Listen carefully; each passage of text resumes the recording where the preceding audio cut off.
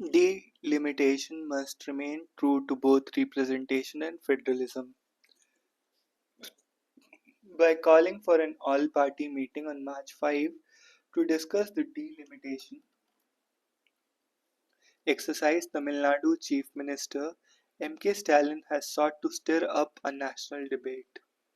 Delimitation as an exercise has not seen any increase in legislative seats since 1973, having been frozen as per the 1971 census for parity in population growth across states. This was done to prevent states with a higher population growth from getting rewarded with a higher number of representatives at the cost of other states with better health indices and lower growth.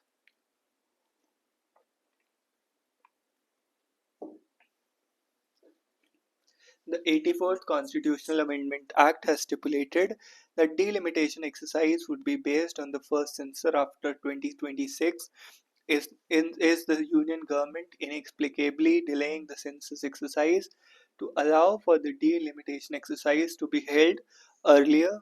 In the normal scheme of things, the exercise would have been done after the 2031 census, but it is now possible after 26 once the census due in 2021 is conducted. The concern of Tamil Nadu that the exercise could hurt its representation in parliament is legitimate. If the centre intends the process be only proportionally representative of each state's population, this is illustrated in the population growth rates 1971 to 2024 in Tamil Nadu and undivided Bihar. The electorate for which recent data is available grew 171% in former as against 233% in the latter, while they had comparable number of Lok Sabha MPs 39 versus 54 including Jharkhand.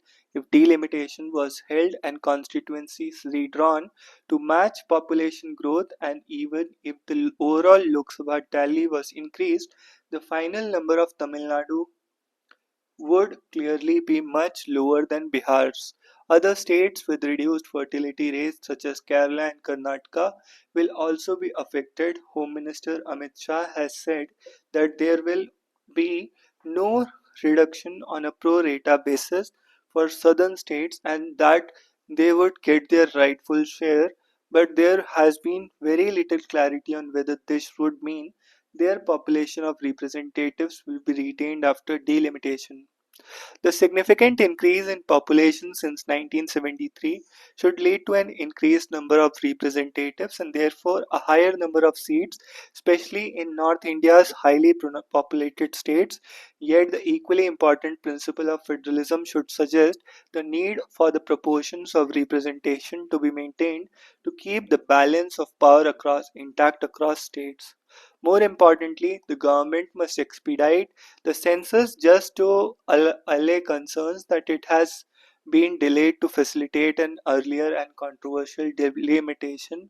A nation striving to reach the highest pedestals of world power cannot afford to delay the basic exercise of counting the number of its own people.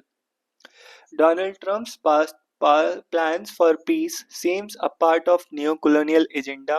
President Donald Trump has invited Ukrainian President Vladimir Zelensky to Washington to sign a deal that would give Washington access to Ukraine's rare earth minerals deposits in exchange for the White House says support in ending the 3-year war that since the Russian invasion. While Mr. Trump has to his domestic constituents positioned the deal as favorable to the US to help American taxpayers get their money back. In the context of US aid to Ukraine, he has also emphasized that responsibility for the security angle of the Ukraine situation would fall on Europe, hinting at what appears to be a limited future US commitment and involvement with the conflict. The Trump administration has so far avoided providing any security guarantee to Ukraine. that would accompany the mineral deal. Even though Mr. Zelensky has said if we don't get security guarantees, we won't have a ceasefire, nothing will work, nothing. Nevertheless, both sides are closing ranks on an agreement that revolves around Reconstruction Investment Fund.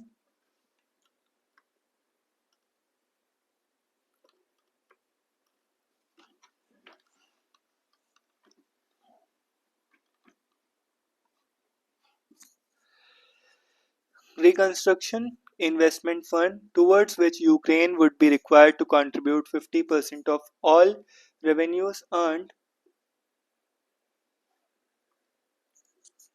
from the future monetization of all relevant Ukrainian government-owned natural resources assets, including deposits of minerals, hydrocarbons, oil, natural gas, and other extractable materials, and other infrastructure relevant to natural resource assets. An early draft suggests that the fund will be managed by both countries, yet details on its governance and operation have not been hammered out yet. On the one hand, the unambiguous positive outcome to hope for would be a robust ceasefire between Moscow and Kiev, followed by bilateral territorial and institutional agreements that ensure peace as a precursor to reconstruction and rehabilitation of the areas devastated by Russia. Yet, skeptics may wonder whether this deal tips more in favor of the resource extraction by the US rather than any broader peace seeking effort, especially because the EU, as a critical stakeholder to any denouement in Ukraine, has been left in the cold. And because the Trump White House appears to have discussed with Russian President Vladimir Putin the possibility of Moscow working with US companies to mine rare earth mineral deposits in both Russia and parts of Russian occupied Ukraine, there is nothing wrong with healthy competition and bilateral or multi party deals for the extraction and sale of rare earth minerals, now a vital resource. However, when investment deals in the sector are used to blunt and deflect from strategic questions regarding Russian aggression and large scale violations of human rights, it becomes considerably harder to distinguish Mr. Trump's plan for the region from an unapologetic neo-colonial agenda. On the one hand, unambiguous positive outcome for hope, followed by bilateral territorial and institutional agreements as a precursor to reconstruction. Skeptics may wonder whether this deal tips more in favor of the resource extraction by the US rather than any broader peace seeking efforts, especially because the EU, as a critical stakeholder, so any denouement in Ukraine has been left in the cold, and because the Trump White House appears to have discussed with Russian President Vladimir Putin the possibilities of Moscow working with US companies to mine rare earth mineral deposits in both Russia and parts of Russian occupied Ukraine. There is nothing wrong with a healthy competition and bilateral or multi party deals for extraction and sale of rare earth minerals.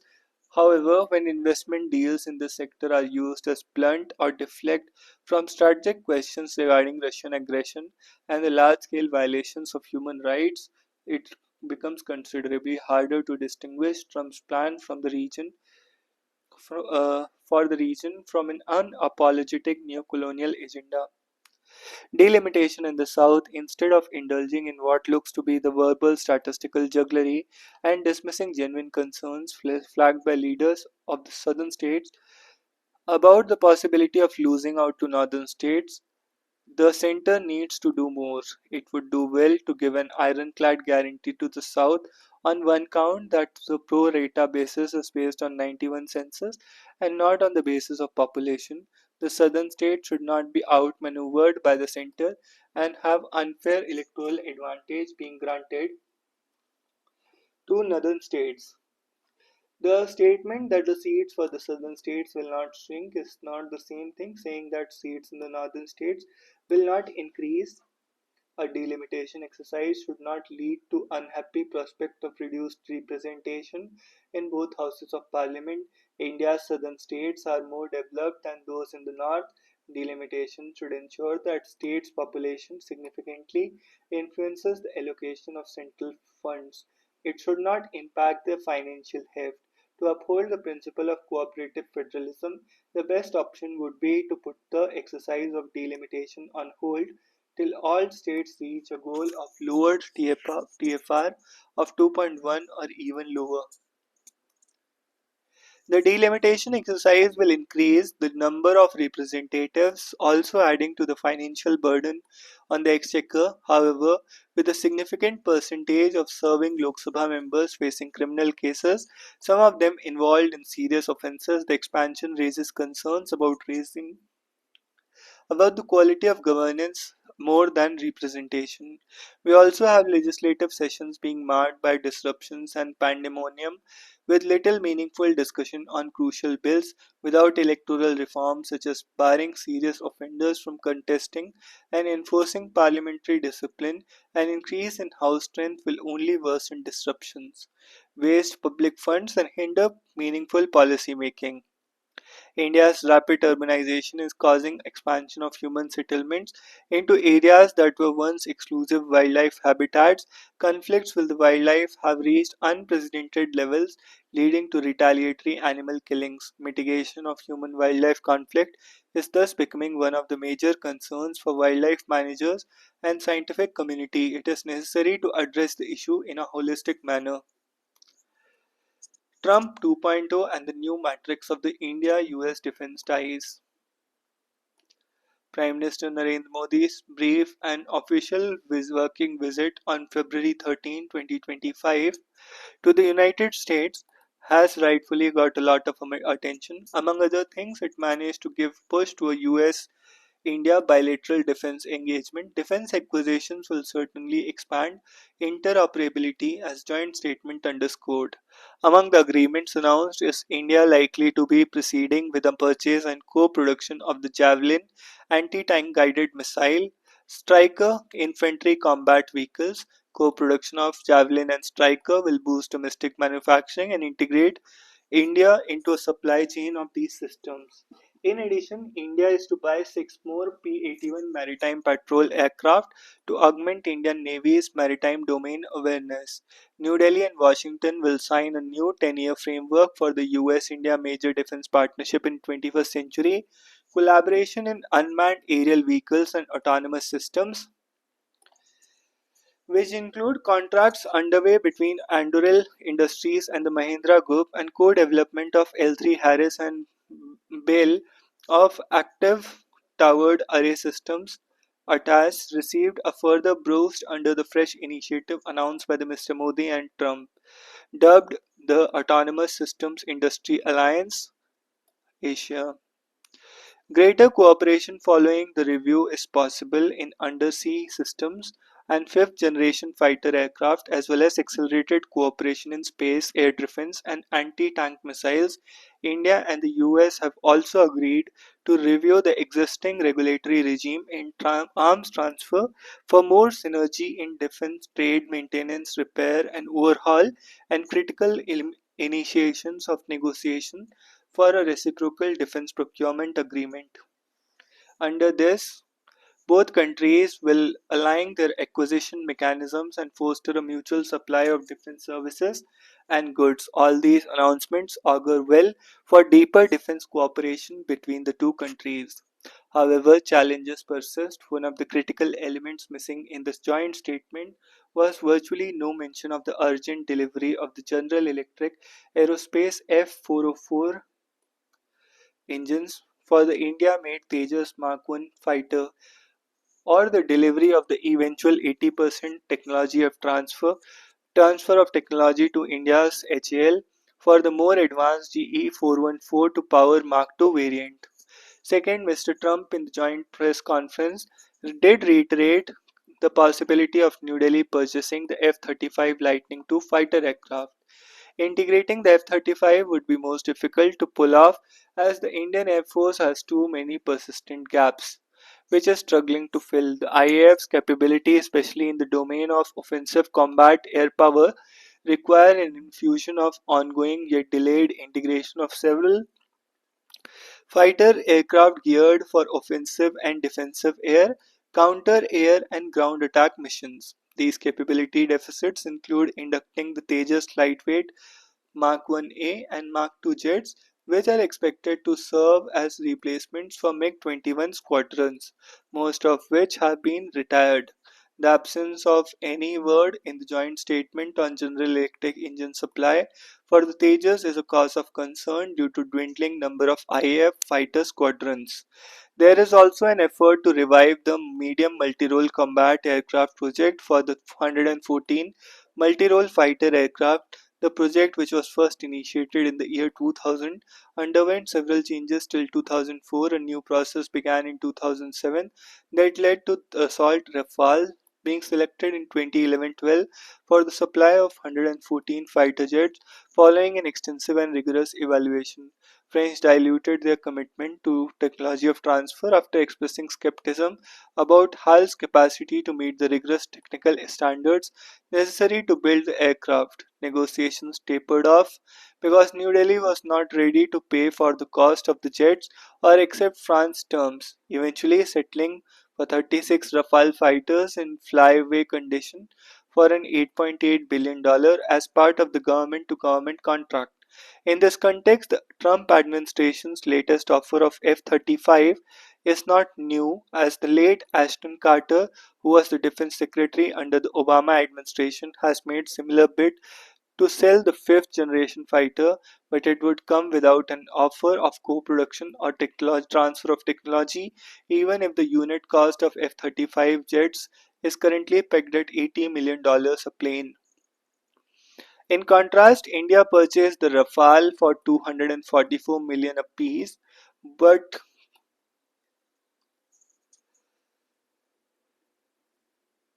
with substantial weapons package consisting of a 300-kilometer range Scalp air-to-ground cruise missile and 150-kilometer range Meteor missile. Integrating the F-35 into the IAF is likely to be demanding, as it already fields very diverse aircraft, which might leave it incurring fairly substantial infrastructure and maintenance cost, as well as highly intrusive and on-site inspection US regime.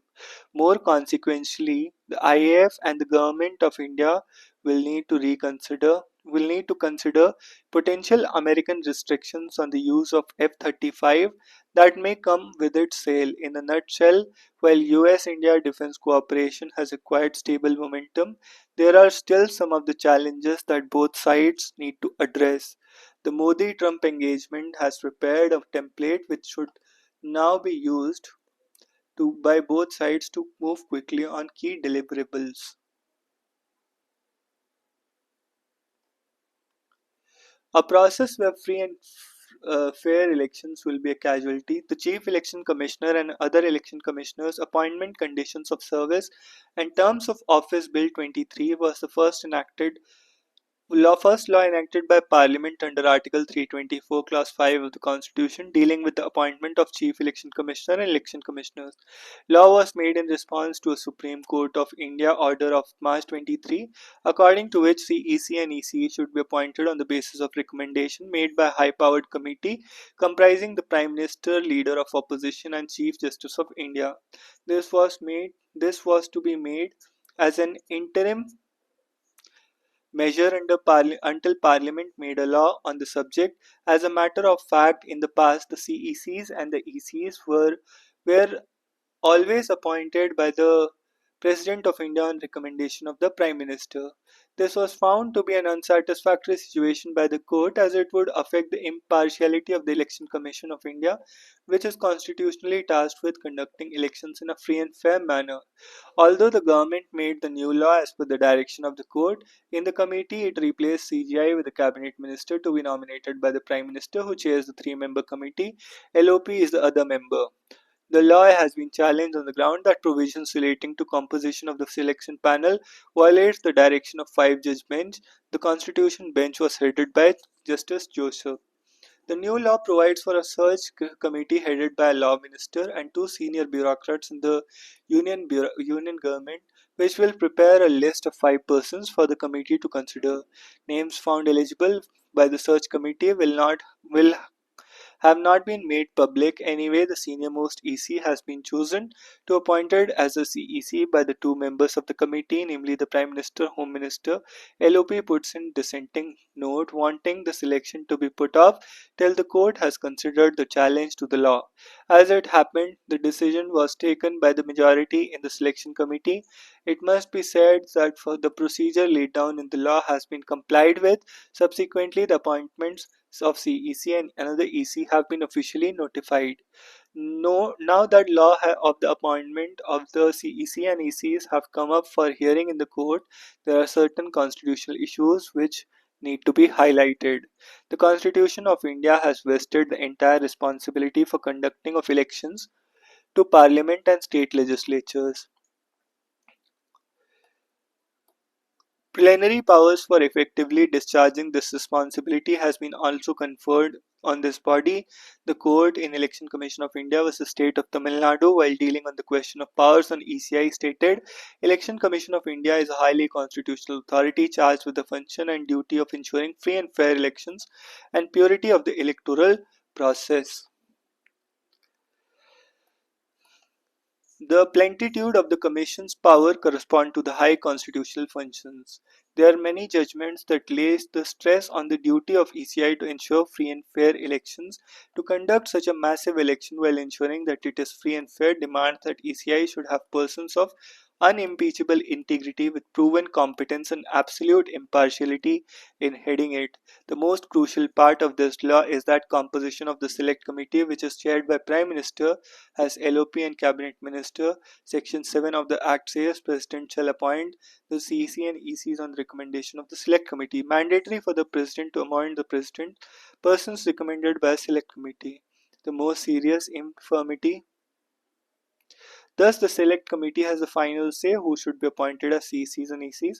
The most serious infirmity in this provision is the law itself creates a majority in favor of the government. When the third member of committee is the Cabinet Minister and the Prime Minister, it is clearly the Prime Minister and Cabinet Minister with all times constitute the majority. The function of the law is only to lay down the qualification or status of members to be brought on the selection committee, not to ensure a legal Lagardian a majority for the government's candidate. Cabinet Minister will always support the Prime Minister's proposals where an objective assessment of all the